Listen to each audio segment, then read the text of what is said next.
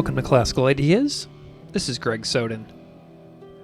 Talking to teachers about their pedagogical considerations and the creation of new courses that align with their passions is one of my favorite things to do, as longtime listeners of this show will already know.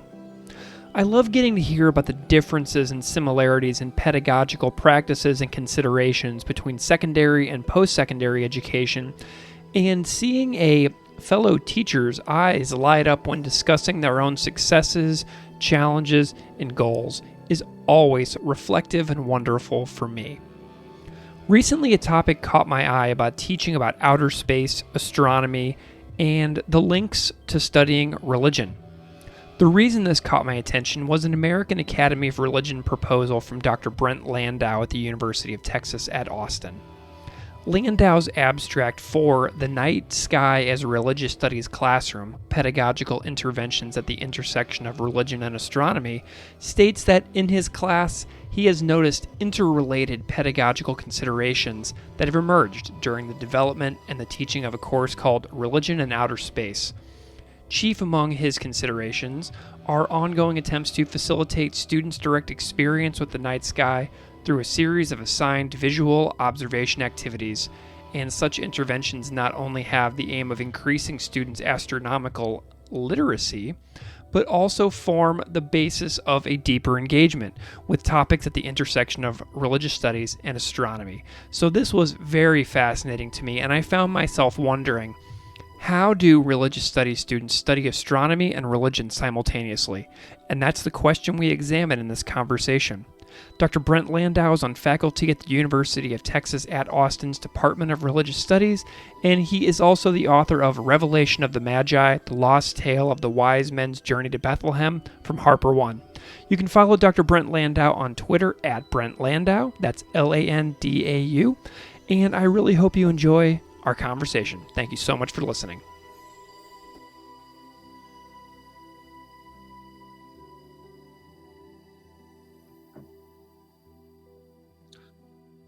Dr. Brent Landau, welcome to the show. Thank you so much for joining me today. Thank you, Greg. It's great to be here.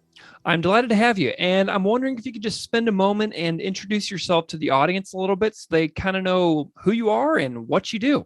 Yeah. So my name is Brent Landau. I am a professor of religious studies. I teach at University of Texas at Austin.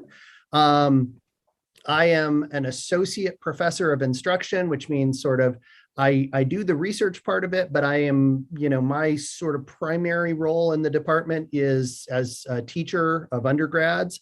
So that's basically where I fit in here. My training in religious studies is in New Testament and early Christianity. So that's what I went to Harvard for my master's and doctorate. So yeah, I've been trained in sort of study of ancient texts. And so, what we're going to talk about today with religion and astronomy is a little bit of a branching out of that.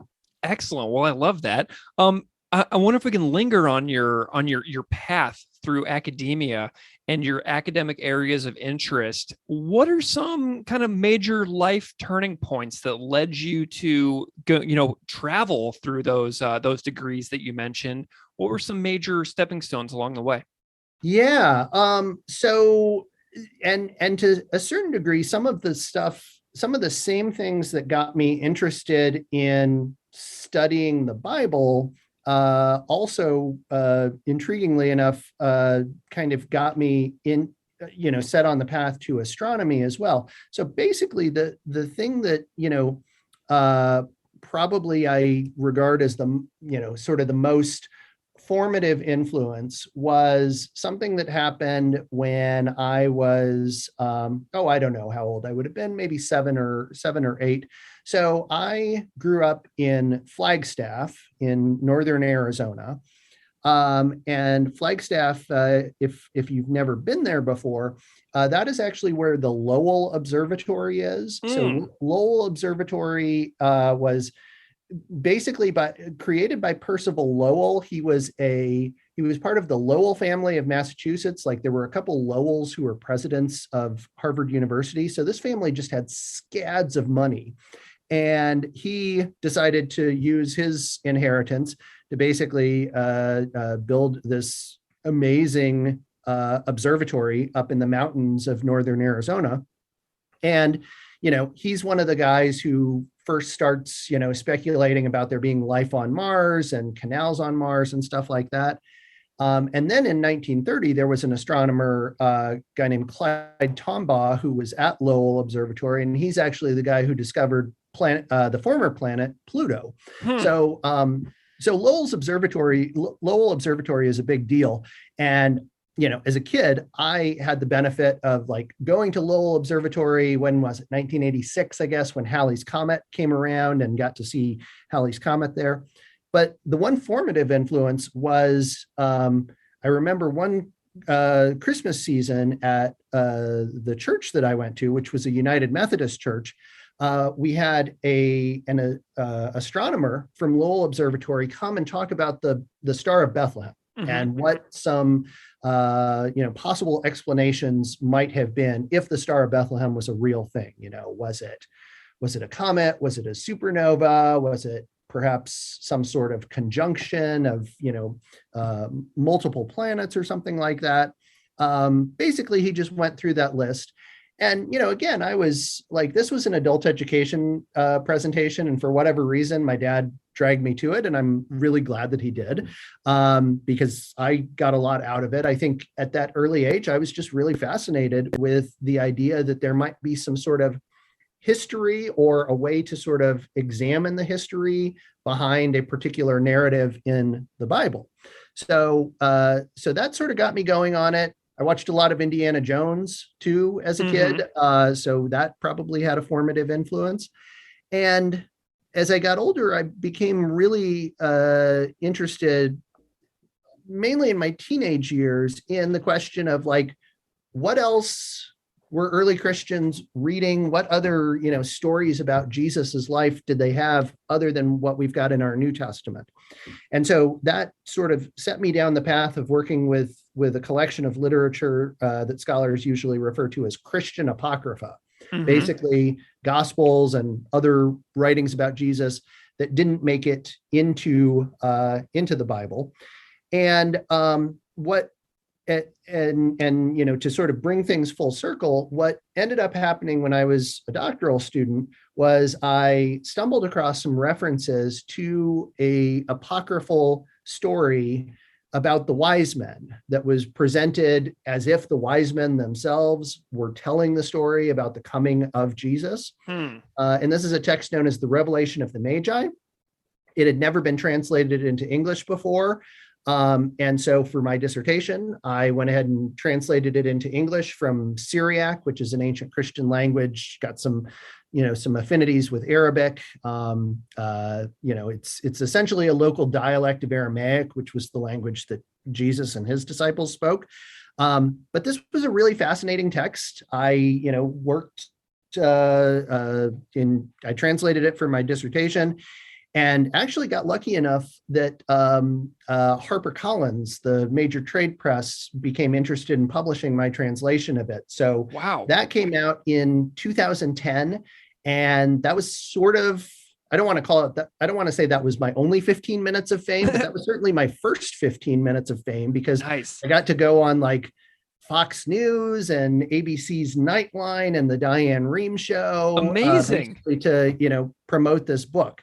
And so, basically the interest in astronomy has sort of always been there, a little, kind of below the surface. And it's really been since I started teaching a class that I started to, pay a lot more attention to it and not just think about it, in connection with the story about the wise men.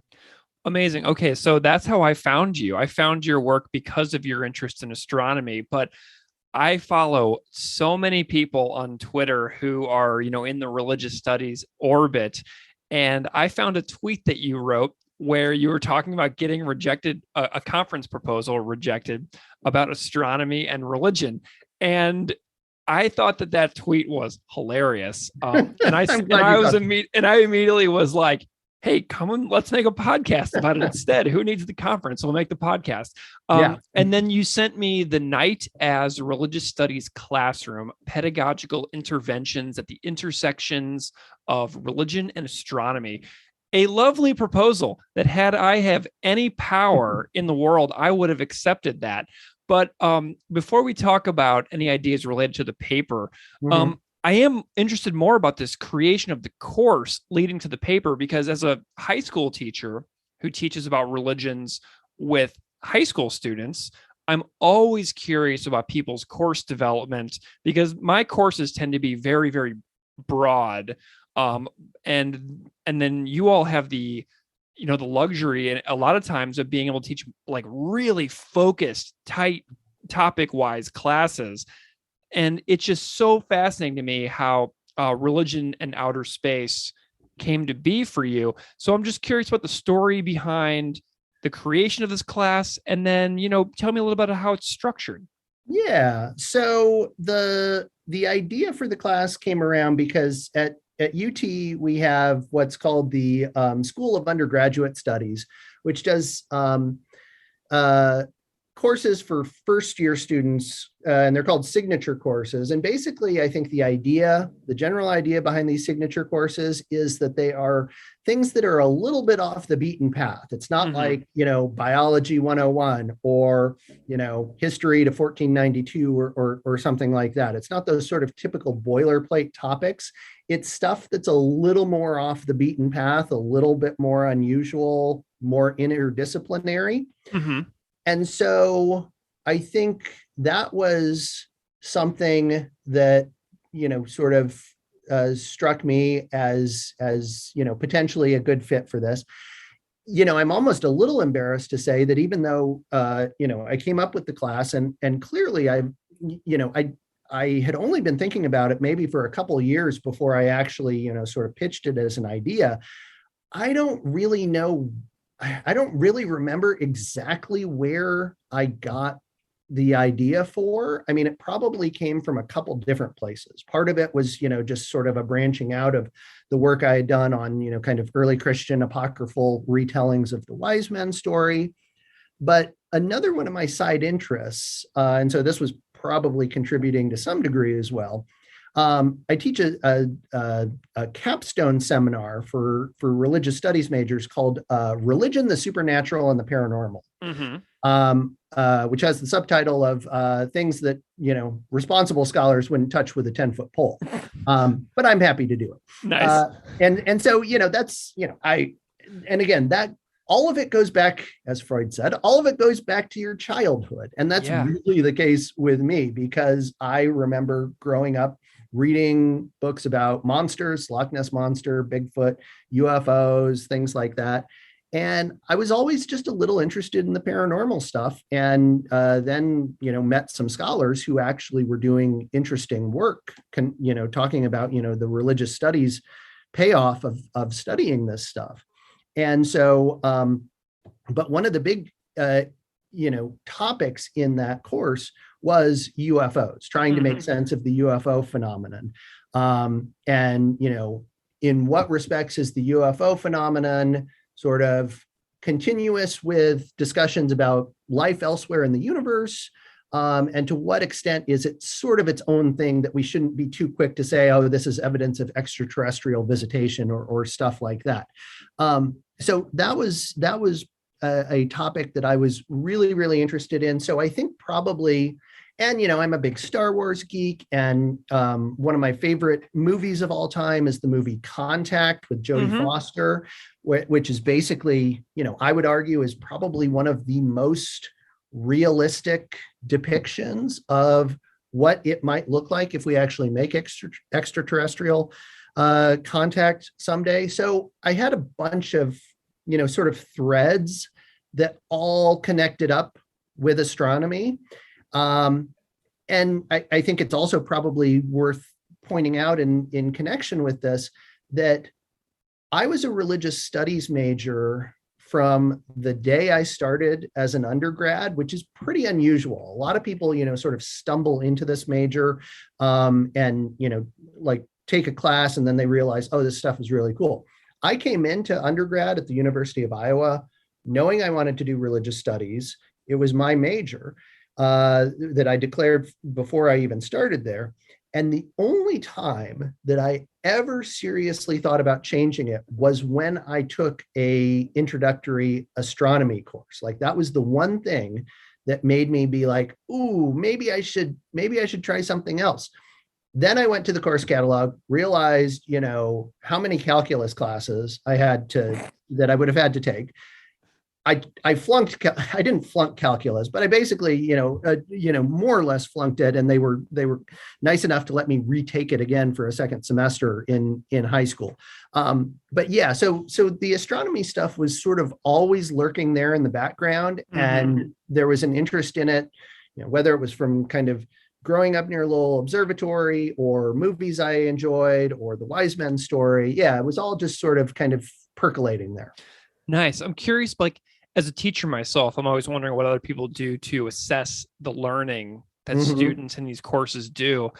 And so I'm wondering a little bit about some of your favorite assessments that you have students do throughout the course. And then like interesting assignments or anything like that you've had a lot of good luck with that may pique the curiosity of other teachers out there listening. Yeah, I mean, thus far, I would say that my assignments have been, they've been okay, but they haven't been quite as creative as I'd like them to be. And part of what I'm definitely looking forward to talking with you about is some of these ideas I have for sort of the next time I teach the class, which will be this coming fall 2022. Yeah. Thus far, basically the things that I've had students do, which I think, I've gotten good feedback on, and people seem to like the course and they allow me to keep teaching it, so I must be doing something right. Is one, I just do a weekly reading reaction, basically where students have, it's maybe a little bit heavy-handed, but it's essentially a way of saying, okay, I need you to make a good faith effort to try and do some of the assigned reading, even if it's only for 15 minutes, you have to be able to write a paragraph about something that jumped out at you. So it's sort of my, that weekly reading reaction tends to be my, kind of overly paternal insistence on, trying to force students to actually do some of the homework. They had, the sort of big end project, which I think they've had a really good time with, but I've been maybe a little more disconnected from it than I would like to, because of the fact that this tends to be run by the teaching assistants in my class. They have a final video presentation, and the video presentation, it can be sort of a, like a traditional research paper where they go and, learn about a topic that they're interested in, like, what is the view of the cosmos that, say, comes out of Genesis 1, or, what, or they could study UFOs or something like that. They can also be a little more imaginative and creative with it, where they're actually trying to sell the audience on a particular point, like, yes, we should terraform Mars, or no, we shouldn't terraform Mars. We should actually, fix our own planet, first, something like that. So those have been the assignments that I've done thus far. And again, I think that they've been well received. But I would say that the challenge that I've, run into, that I am really trying to think seriously about how to make a difference this way, is that when I'm talking about, religion and outer space, religion and astronomy, this is something that, unlike a lot of topics in religion, it is at least theoretically possible for the students to directly observe and directly participate in what I'm talking about. So for instance, if I'm doing an intro to New Testament class and I'm showing them all these sort of ancient manuscripts of the Bible, like, they can see those, but they're not going to be able to hold them in their hands.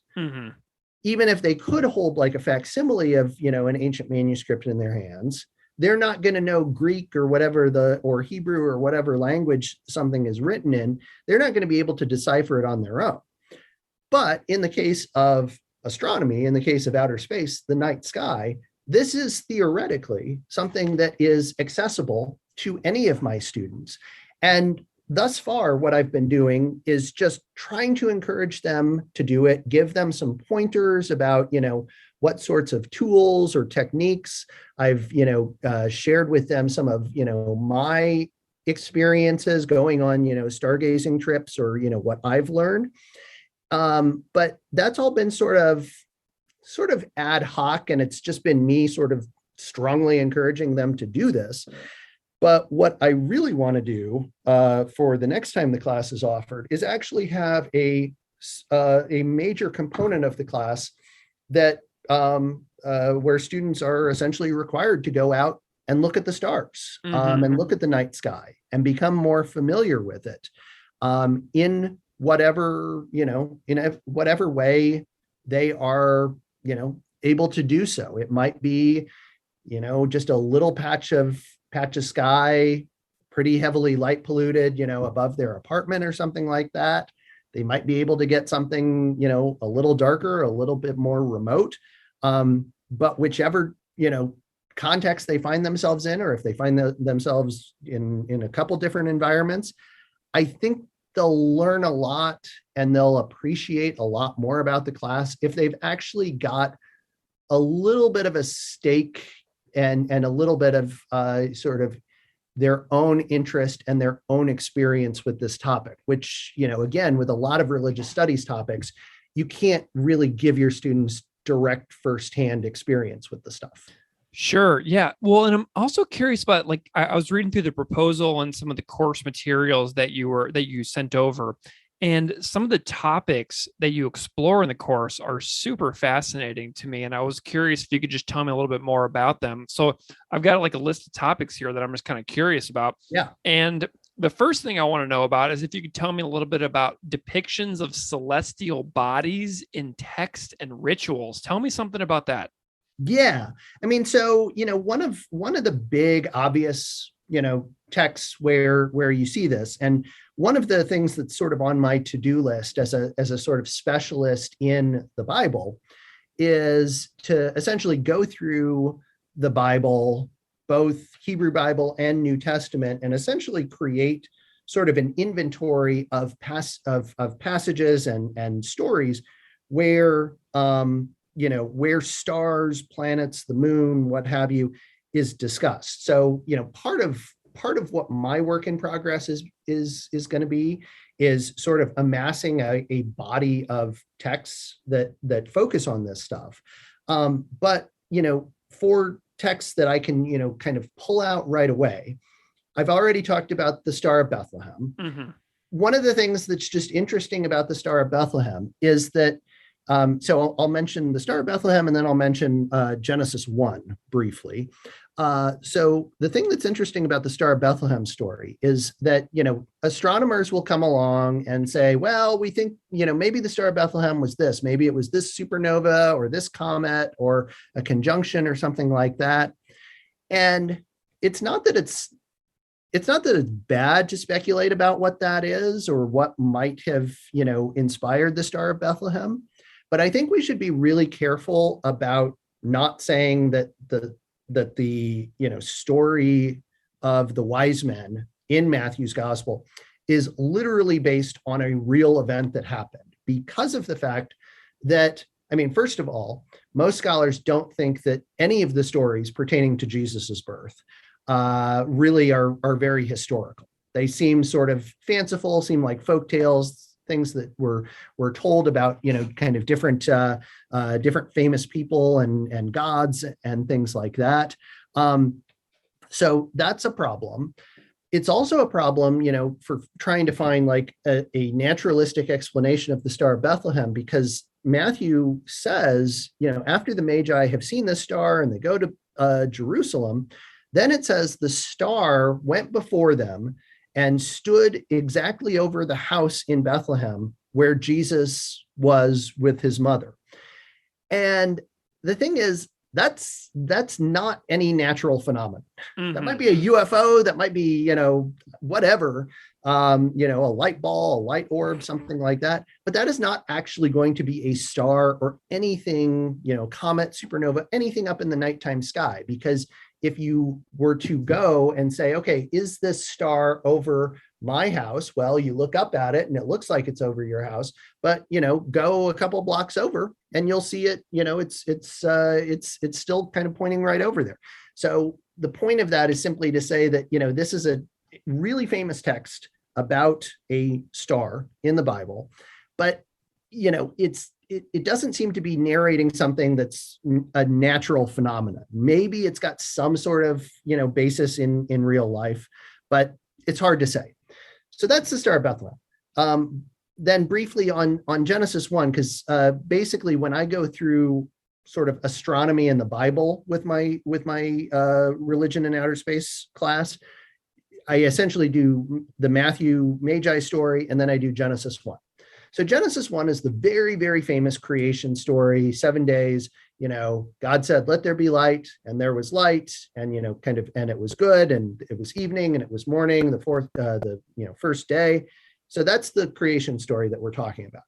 Now, what is really weird, if you actually read that story quite carefully and see what it's talking about with this thing that it calls the firmament, which is basically up in the sky, and the stars and the sun and the moon, is that the author doesn't really have, of Genesis 1, doesn't have a conception of outer space as we have it today, where you take off in a rocket and you go and you visit other planets. And if you go farther enough, you will enter other solar systems. And if you go far enough beyond that, then you will go to different galaxies.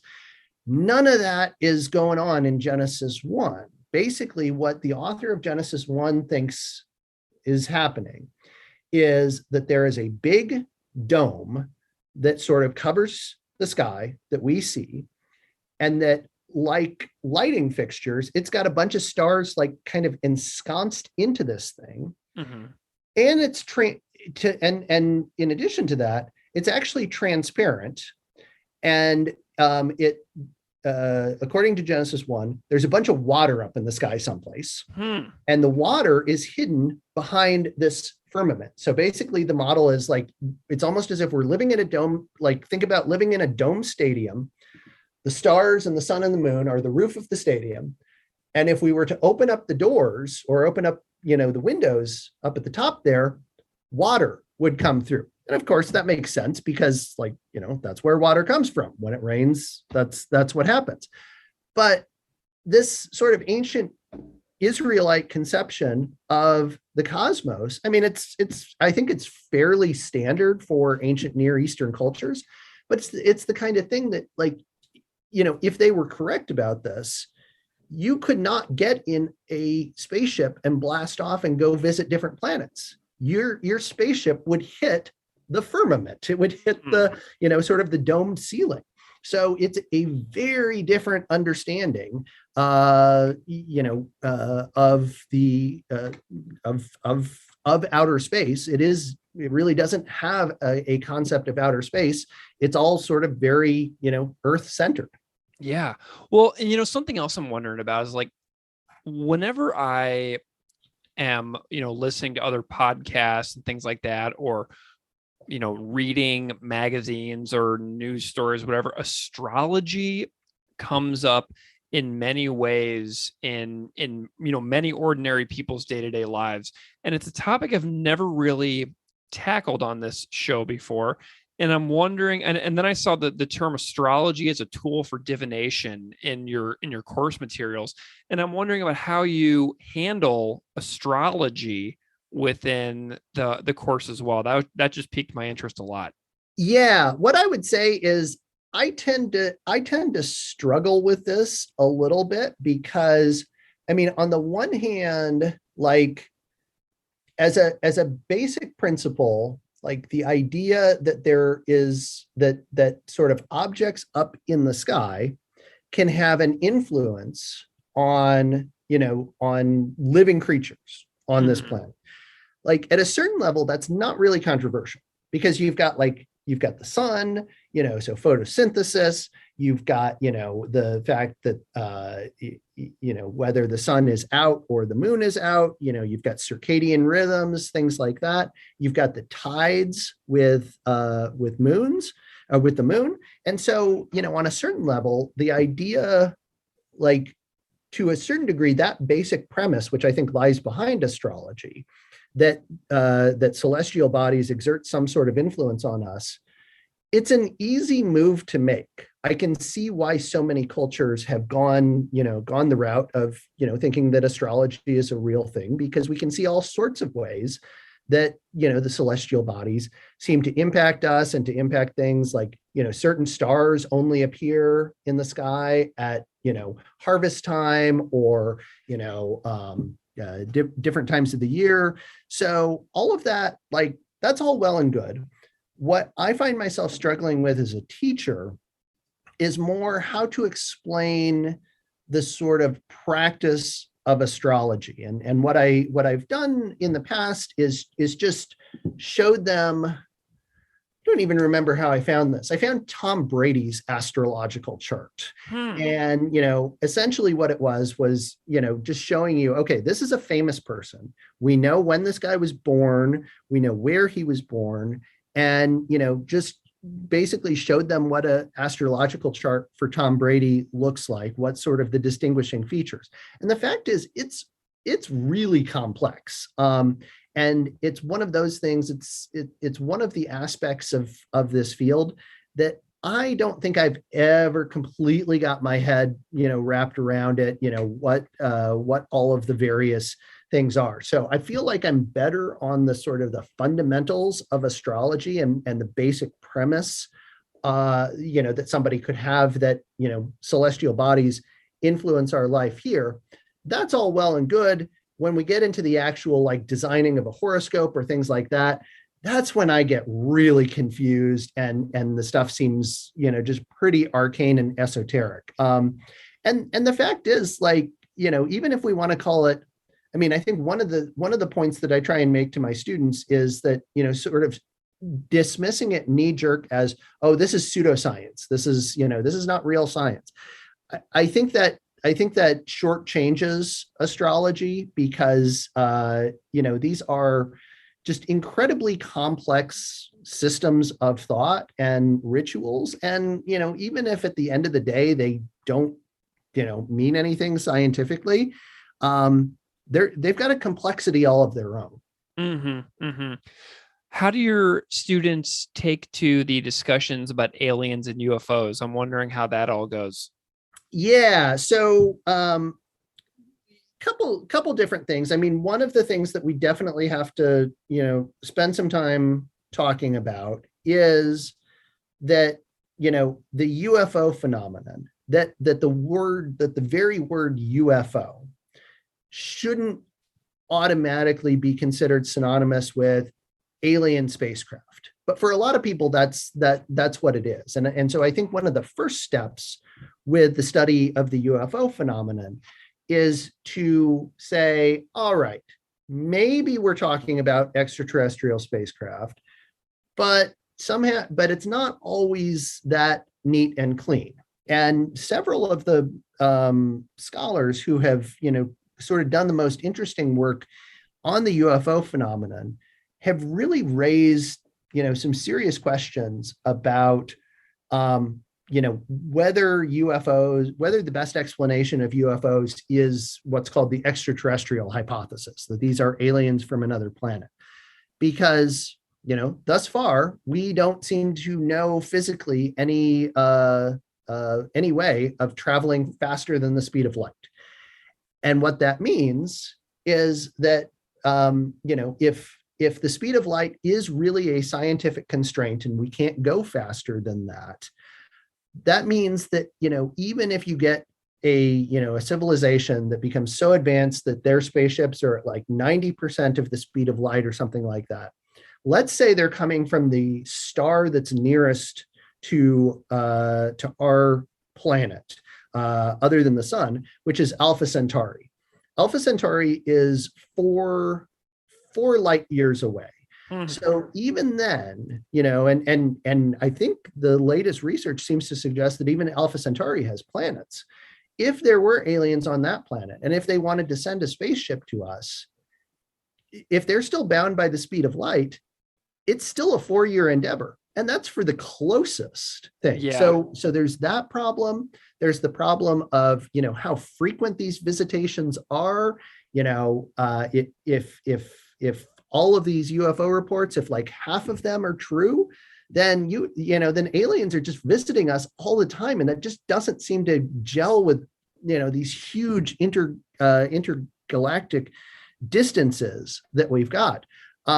There's also some stuff in the sort of UFO reports and sightings that's quite frankly just a little ridiculous. And it doesn't mean that the people are making it up, but it just means that that saying that this is some sort of super intelligent galactic extra galactic civilization is maybe not the best interpretation. So people talk about alien abductions where they use like a horrible huge needles to sort of extract stuff from people, extract DNA or women's unfertilized eggs or things like that. That's all just so ridiculously low tech. There's a great story about some guy in the woods of Wisconsin who like encountered a crashed UFO, and the UFO guys were in their like little galley kitchen making pancakes. And they like gave him a pancake, and he took this pancake with him. It was weird. It didn't taste like anything. It tasted like, just sort of stale buckwheat. But like, really, do we think that those were really extraterrestrials from another planet? So basically there's a scholar named Jacques Vallée who has done a lot of interesting research into the UFO phenomenon and says, this sounds a lot like earlier accounts that we see in some religious texts of fairy folk or demons or angels. And it doesn't mean, the History Channel and its show Ancient Aliens would go the route of saying, oh, well, actually those aliens and those fairy folks and those demons were actually extraterrestrials from another civilization, and they were misunderstood as supernatural beings or something like that. No, what Jacques Vallée wants to do is say, yeah, there's some sort of affinity between all of these things. Maybe it's something real. Mm-hmm. Maybe it's some sort of form of life that coexists with us here on the planet. Here, it's hard to really speculate, but the point of all of that is simply to say that there are some good reasons for not assuming that UFOs are, at least in their entirety, extraterrestrial spacecraft. I know that you use a lot of pop culture materials as well in the course. Like, I know that you mentioned Contact and Star Wars, but I know that you've also probably used like Star Trek and things like that. But my question is, have you ever used the song Aliens Exist by Blink-182, which was the first concert I ever went to? No. I mean, I know Blink-182 because isn't the lead singer, he's made a name for himself. Oh yeah. Yeah. I do not know that one. I'm going to put it down as one of those songs that I need to look up. So tell me about Aliens Exist. Well, it's just a song that Blink-182 has on one of their records, and he's a very, very well-known believer in extraterrestrial life, and he's been interviewed about it a million times. But he has a lyric in the song that says 12 majestic lies, which is a reference to this group called the Majestic 12, which is some kind of organization in UFO conspiracy theory groups. So he's got like references to some specific groups and things like that are kind of embedded in the song, which was on one of the best-selling records of the late 1990s. So this was a very, very public pop culture reference to talking about belief in extraterrestrial life. So that could be a really interesting discussion point for the course. That's great. And probably, that was just for whatever reason, not a band that I followed, but, clearly that was, but they were very popular. That probably ended up, getting some people interested.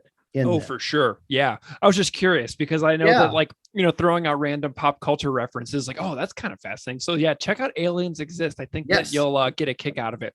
I will definitely look that up. Yeah. I want to talk a little bit more about the conference proposal that you sent to me. Yeah. In the proposal, you say that there are three connections of visual astronomy and religion. And on the topic, you say, quote, at least three connections are possible here. First and most fundamentally, it introduces students to a dimension of the natural world that has not only stimulated the human religious imagination for millennia, but that also became a far less immediate reality due to the prevalence of modern electric lighting. And I'm wondering if you can break this down a little bit for me, and kind of go into conference presentation mode about what you would say on this first point. Yeah. So one of the challenges, and it would be different if I were teaching in a sort of a more small town or rural environment. But I'm in Austin, so it's a major metropolitan city. And the fact of the matter is that, and I think most people are sort of maybe peripherally aware of this, but I think that, if you want to go out and look at the stars, you will become, much more cognizant of it. Light pollution has really negatively impacted the sort of experience that people can have from the nighttime sky. Take for instance the presence of the Milky Way in the sky. So the Milky Way is essentially, on the one hand, it's the galaxy that we live in. So that's important to realize. And all of the stars that we see in the nighttime sky are part of that galaxy. But you have to be in a really, really dark sky, in a really, really, kind of not affected by artificial light pollution, in order to even see the Milky Way. And there was this great anecdote that I shared with the class about how there was this power outage in like the 1990s in LA. And it happened during the night, and it took them a while to get the power back on. And there were a number of people in LA who called sort of emergency lines and were like, there's weird stuff up in the sky. There's all these clouds, and like, they're not clouds because they're much farther away, but there's like something up there. And what they were seeing was the Milky Way, which humans for millennia have seen.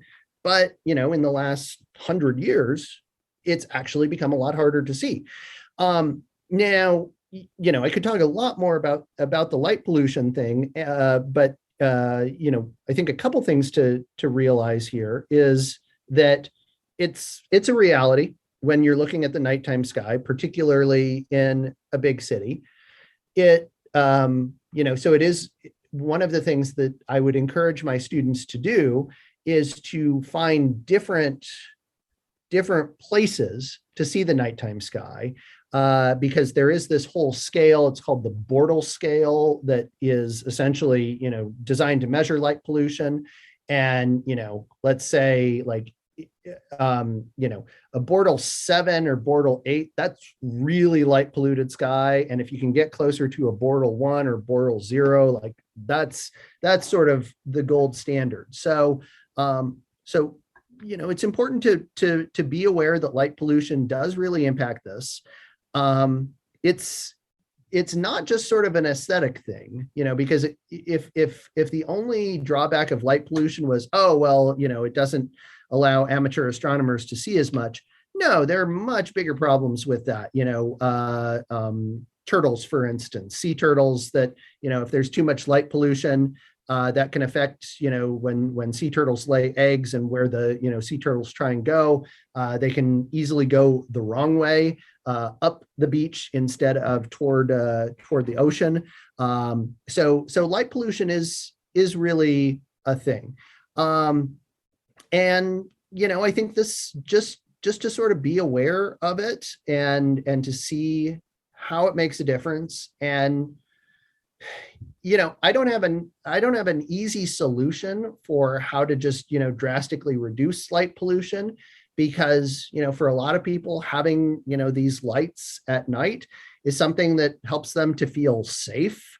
But there's probably ways to sort of meet that safety need, and also, make it so that it's not so wasteful. Because, in a lot of cases, like I look at my neighbors, like security lights that come on when I'm doing my stargazing in the backyard, and it's like, these really don't need to be there. And I mean, take car headlights. These do not need to be nearly as powerful as they are. Now, before we go on to talk about something else, I will say that one good thing, and I'll tell my students this about light pollution and starting to view in a place that has a lot of light pollution, is it actually makes it easier to become familiar with the nighttime sky. To be able to identify, oh, there's the Big Dipper, there's Orion, there's some other constellations.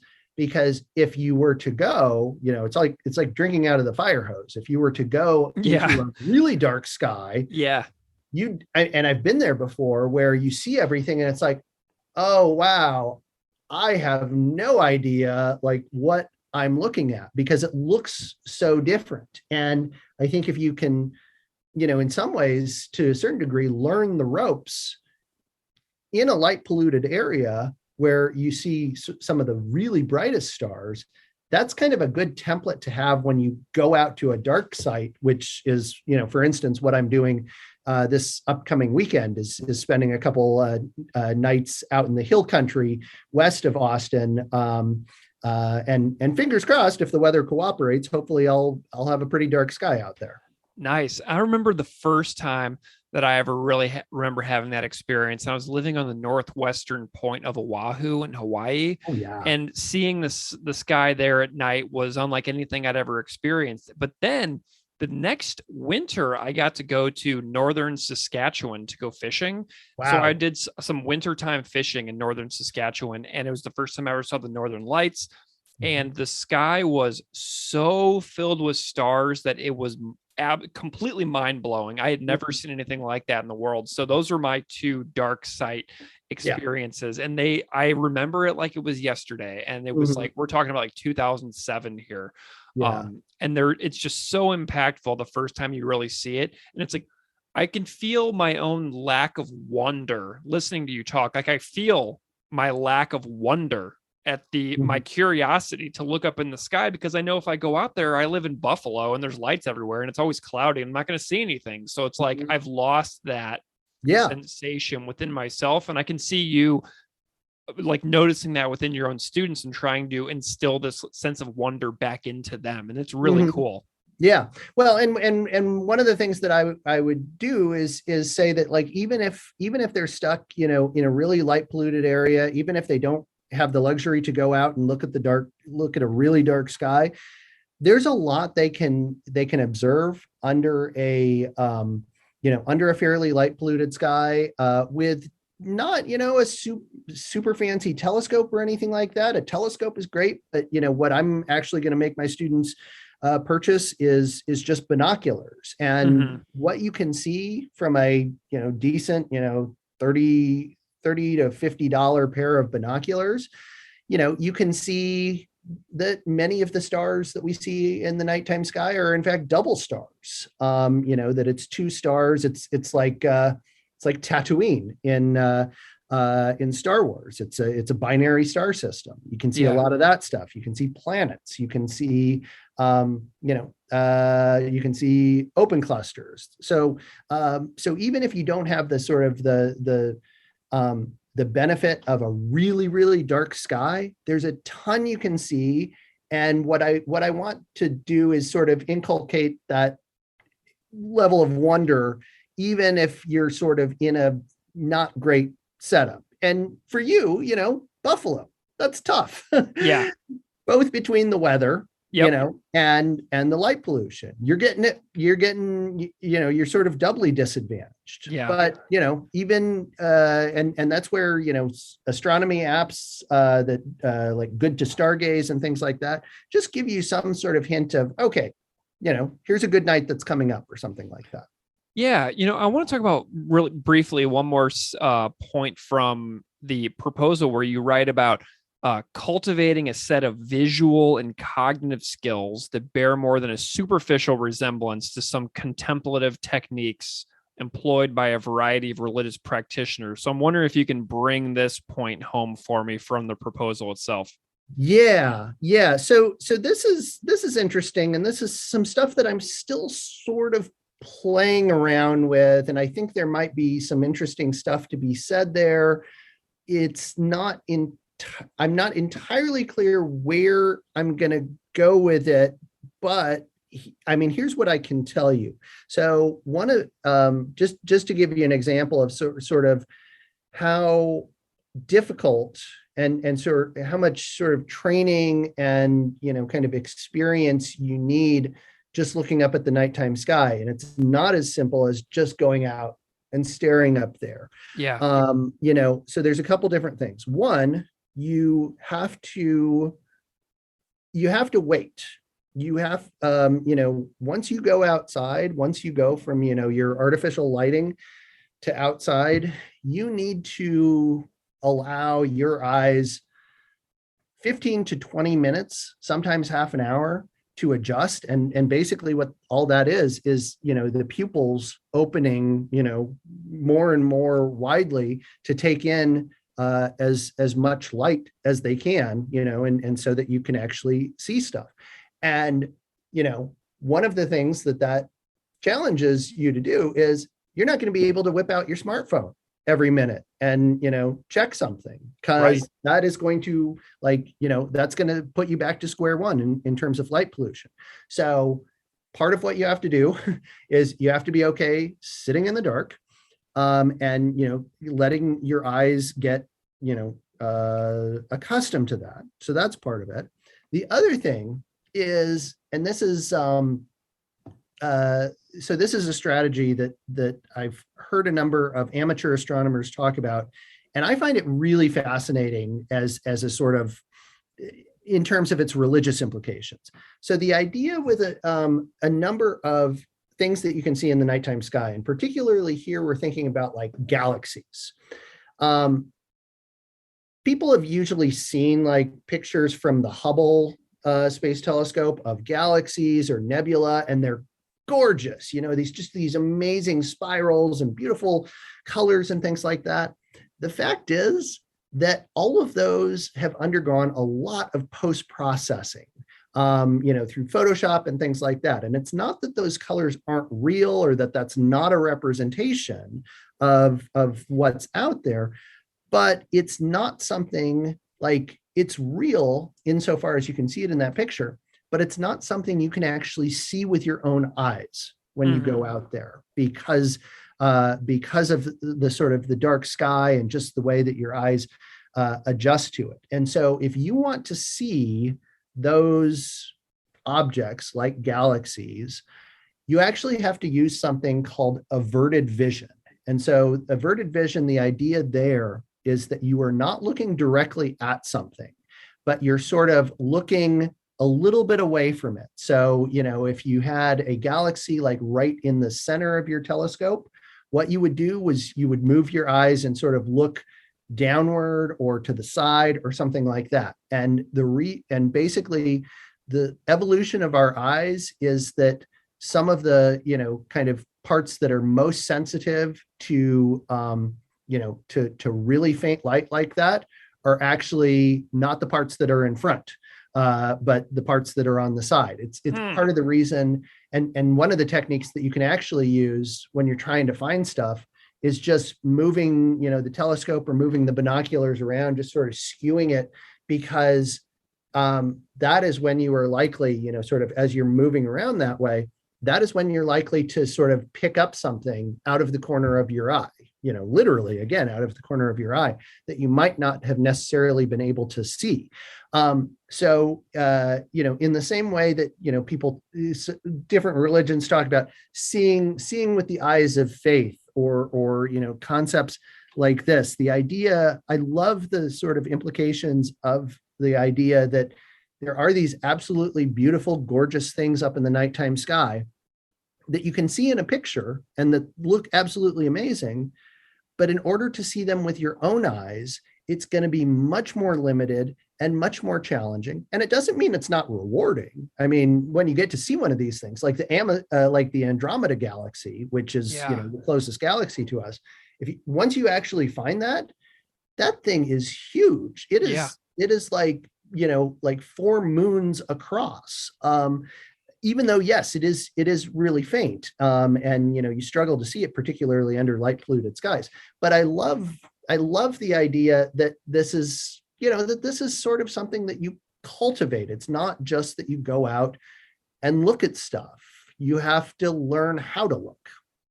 I love it. Well, what are you working on next? Like, where are you going from here in relation to these topics or your other areas of interest? What do you got in the pipeline? Yeah. So, what I think I'm probably going to do, and yeah, I mean, so the paper proposal got rejected, and it wasn't, and I got some feedback from the program unit chair, and it wasn't because it was a bad proposal at all. There were a couple factors that ended up working against me. They thought this particular program unit thought that they were going to do a section on pedagogy, and they turned out not to end up doing it. And so, that made my proposal probably a little tough to fit in.